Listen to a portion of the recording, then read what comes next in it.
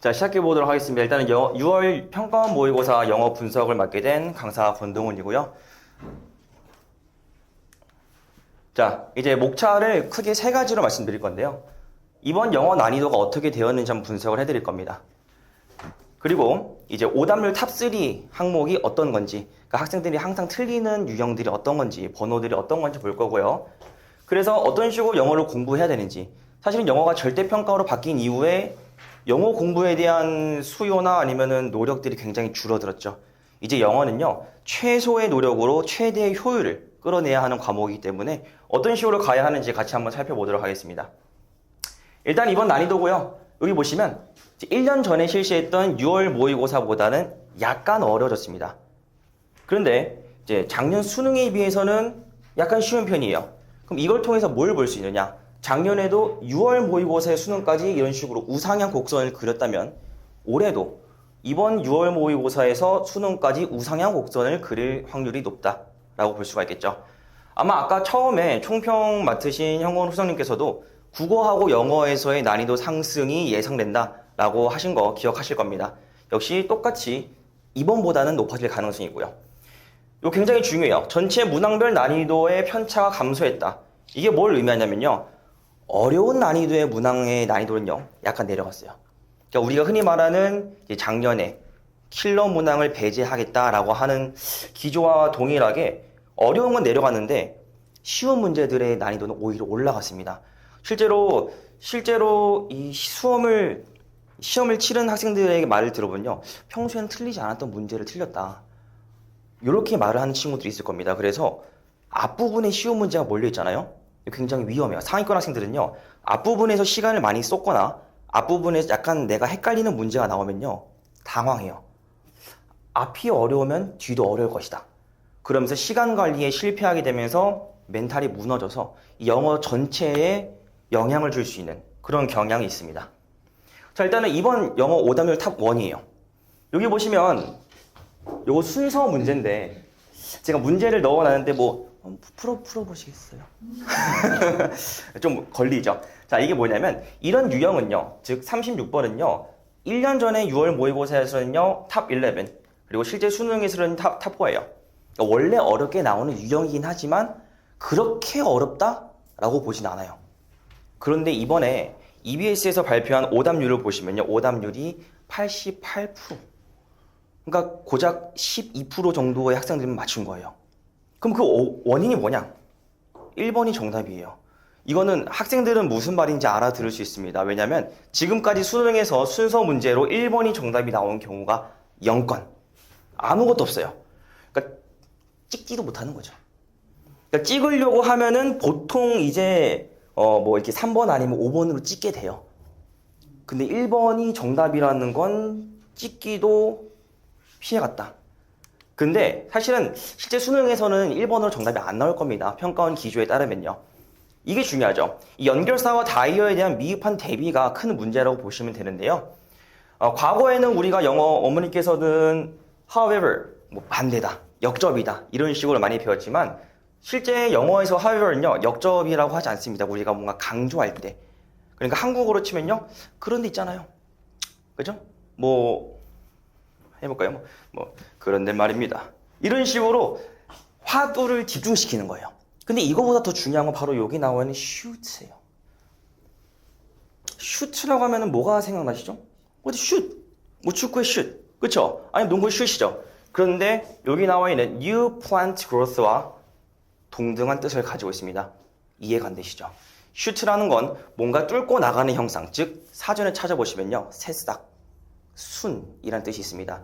결국 이 다이어에 대한 제대로 된 대비가 되어 있지 않은 학생들은요, 제대로 풀 수가 없을 겁니다.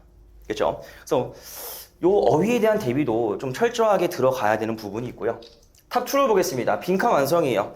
우리가 과거에서부터 빈칸 같은 경우는 킬러다 또는 어렵다라고 생각이 드는데 사실 이걸 정확하게 분석하면요, 난이도 자체는 어렵진 않아요. 본문의 난이도는 어렵지 않지만 선지를 고르는 데는 조금 힘든 현상을 볼 수 있습니다. 자, 여기 보시면요, 탑 7이고요. 실제 수능에서는요, 탑 15 밖이에요. 이게 무슨 말이냐면 빈칸이 4문제가 출제되는데요. 빈칸 4개 중에 첫 번째 유형입니다. 단어 하나만 넣는 건요, 보통 틀리지 않아요, 학생들이. 근데 왜 이거를 탑2로 되느냐? 역시 다이어에 대한 대비가 부족하다라고 볼 수가 있겠습니다. 자, 그러면 하나 질문하고 싶은데요. 플랫폼이란 단어가 있어요. 플랫폼이 무슨 뜻이죠? 플랫폼이요. 플랫폼 하면 뭔가 머릿속 이미지는 떠오르는데 뭐라고 단정 짓기는 어려워요. 하나 더. 자, 미디엄입니다. 미디엄은요, 스테이크 굵기 아닌가요? 미디엄 레어. 그죠? 이 미디엄의 뜻은요, 우리 미디어라는 매체 있죠? 의 단수 형태예요. 그러니까 미디어는 복수 형태고요. 미디엄은 단수 형태입니다. 그러니까 말 그대로 앞서 본 36번과 동일하게 이 다이어에 대한 대비가 부족하다. 이 어휘가 부족하다. 근데 하나 더 있어요. 바로 이 구조적 접근이 아니라 감으로 푸는 경향인데요. 이걸 쭉 읽어보시면 아시겠지만 전부 다 뭐 캐리어가 있다. 그죠? 뭐 캐리어가 있다. 아니면 뭐 또 캐리어가 있고요. 뭐 디바이스가 있고 뭔가 뭐 자꾸 캐리어가 나오니까 뭔가 전달하는 것 같은. 그러니까 뭔가 전달한 캐리어? 여행 갈 때? 스토리지? 이렇게 찍은 친구들이 굉장히 많은데요. 이 감이 아니라 구조적으로 접근하게 되면요. 빈칸 앞에 뭐가 있습니까? not이 있겠죠. 그럼 결국 뭐다? 이 캐리어, 즉 미디엄은 아니다. 라고 하면서 조금 쉽게 힌트를 줬어요. 어디에다가요? not the media라고요. 그러니까 이게 미디어의 단수 형태임을 정확하게 아는 친구들은 야, 이거 미디어는 중요한 게 아니네. 그럼 뭐가 중요한 거예요? information이 중요하겠네 하면서 이걸 그대로 갖다가 3번의 메시지로 제대로 선택을 했을 수 있다 라고 볼 수가 있겠죠. 그냥 쓱 읽으면서 뭔가 캐리어 something, 디바이스 something 이렇게 한 친구들은요 1번, 2번 중에 고민을 했을 거고 1번하고 2번이 무슨 차이지? 하다가 시간 낭비예요. 그러니까 실제 시험에서는요 시간 낭비 굉장히 중요하죠. 정확한 시간에, 짧은 시간 안에 정확한 문제를 푸는 것이 중요하기 때문에 고민한다면 뒷문제를 다 틀려버려요. 자, 5단계 탑3입니다. 문장 삽입이에요. 아시다시피 2018학년 이후에는요, 빈칸보다는 순서와 삽입이 굉장히 중요하고 흔히 말하는 킬러 형태로 오답률 탑3 안에 드는 형태로 되어 있습니다. 여기 보시면 아실 거예요. 역시 작년 6월 평가에서는요, 탑5고요. 수능에서는 뭐 13이지만 보통 두 가지 형태가 출제되니까요. 똑같은 이유입니다. 눈에 띄는 단어에만 집중해요. 이게 무슨 말이냐? 얘가 어디에 들어가냐? 그쵸? 그 말은 즉슨 원래 이 자리에 있었는데 빠졌다. 즉 문맥에 단절이 존재하는 부분이 있다 라는 건데요. 여기 한번 보겠습니다. aesthetic attitude이고요. aesthetic attitude 있습니다. 눈에 보이는 단어에만 집중하면요. 뭐야? 똑같은 단어가 반복되네? 그럼 중간에 우리가 공백이 없겠네 라고 착각하게 되겠죠. 실정답 5번이에요. 그죠? 그러니까 눈에 띄는 단어에만 집중하기 때문에 글을 제대로 읽지 않는다는 거죠. 쓱 훑으면서 단어들의 조합으로 문제를 해결하는 것이고요. 다시 한번 패러프레이즈의 문맥적 의미가 제대로 파악이 안 됐다라는 걸 의미할 수 있습니다. 자, 패러프레이즈는요. 똑같은 의미를 다른 단어로 바꾸는 말 그대로 스테이크를 고기. 그러니까 내용은 똑같지만 의미는 똑같지만 나타내는 표현을 다르게 바꾸는 형태가 볼 수 있고요. 여기 보시면은 pragmatic attitude 있죠. 이게 바로 meaning of the work 이런 식으로 바뀌었다라는 걸 문맥 속에서 확인해야 돼요. 이 사전적 의미로 접근하는 게 아니라 문맥 속에서 어떠한 단어가 같은 의미를 가지고 있는지를 우리가 앞서 봤듯이 구조적으로 훈련하는 것이 필요합니다. 자, 그러면 영어를 어떤 식으로 공부를 해야 되냐? 틀리지 말아야 할 문제만 챙겨도 3등급은 확실하게 확보할 수 있어요. 솔직히 말해서 국어나 수학에서 3등급 이러면 좀 하네 이런 친구들이죠. 좀만 공부하면 더 올라갈 수 있네 라는 친구들이죠. 근데 20번하고 22번은요 한국어 선지로 된 거예요. 그러니까 우리가 생각할 때는 아니 선지가 한국어인데 왜 틀려? 그냥 읽고 풀면 되는 거 아니야? 라고 하는데요. 이번에 신기하게도 20번과 22번에서 굉장히 많은 오답이 발생했어요. 왜냐면 본문의 난이도는 굉장히 평이하게 출제되었습니다. 예를 들어볼까요? 20번은요 AI, 인공지능 있죠. 그러니까 인공지능에 대한 내용만 쭉 나와요. 근데 선지도 인공지능에 대한 내용이 쭉 나와요. 그러니까 지금까지는 그러지 않았어요. 지금까지는 뭐 인공지능에 대한 내용이 쭉 나오면 선지에 인공지능 내용 나오는 거 한 2개 정도? 그리고 나머지 하나는 완전 아닌 것. 그냥 눈으로만 쑥 듣기 하면서 풀어도 충분히 해결할 수 있는 문제였는데 이 선지 난이도가 굉장히 상승했습니다. 역시 22번도 똑같아요. 22번은요. 자원을 공유한다라는 내용인데요. 보통 22번은 뭐 학생들은 아시겠지만 4번하고 5번하고 굉장히 헷갈렸을 겁니다. 말 그대로 선지를 정확하게 구분할 수 있는데 우리 보통 선지는 맞는 선지고 그러죠? 그러면 안 돼요. 단어 단위로 선지의 오답을 제거해야 됩니다. 이게 무슨 말이냐? 이건 이래서 틀렸어. 저건 저래서 틀렸어. 우리가 보통 수업을 듣다 보면요. 자, 이런 내용이니까 이게 정답이지? 근데 우리가 사고가 잘 되는 친구들은요. 맞지, 그게 정답이지 해요. 사고가 빠르게 되지 않는 친구는요. 근데 그게 왜 정답이에요? 저는 이해가 안 됩니다 하면서 굉장히 길어지죠, 말이.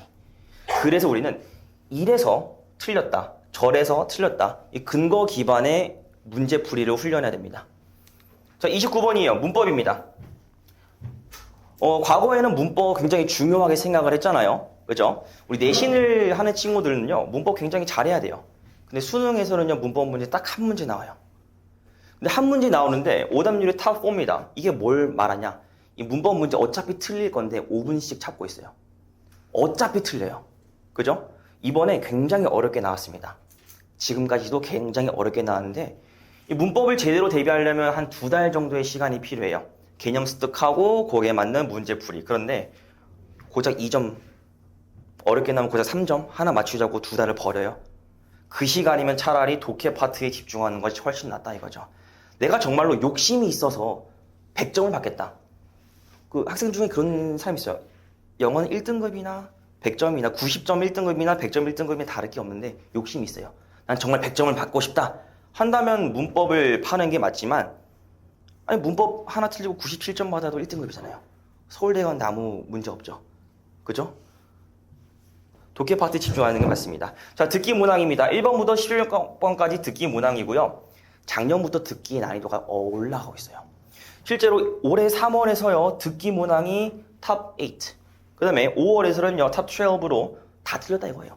그러니까 여기서 2점 깎이고 여기서 3점 깎이면요, 등급이 바뀔 수 있는 위험성이 있죠.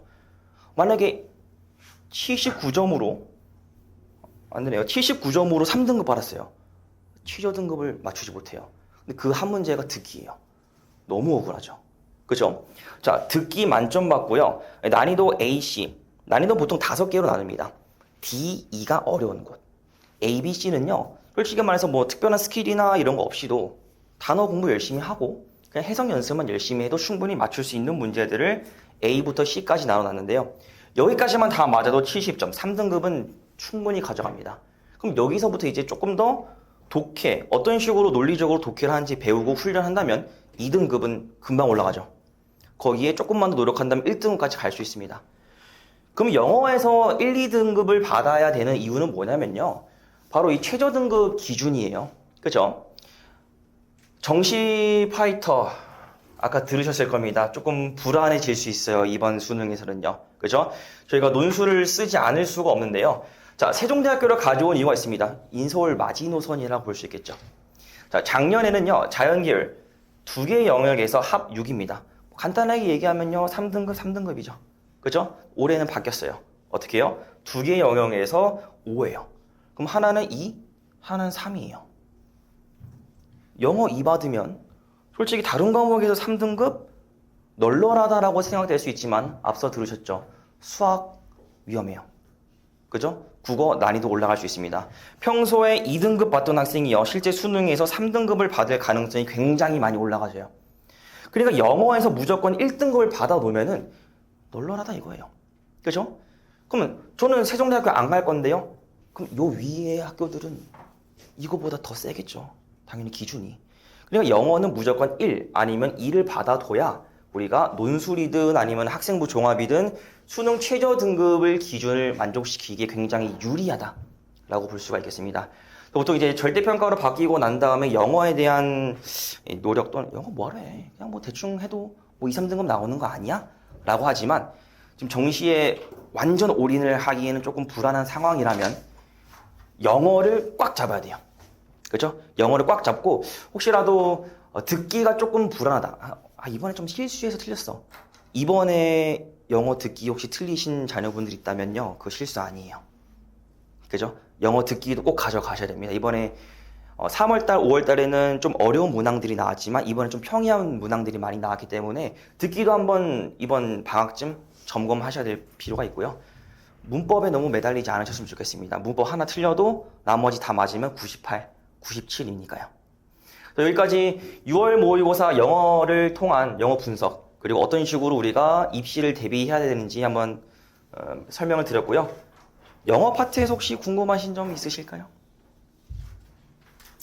딱히 뭐 영어에 대한 관심 없으시죠? 그죠? 영어 여기서 마무리하고요. 그 다음 저희 탐구 과목으로 넘어가도록 하겠습니다.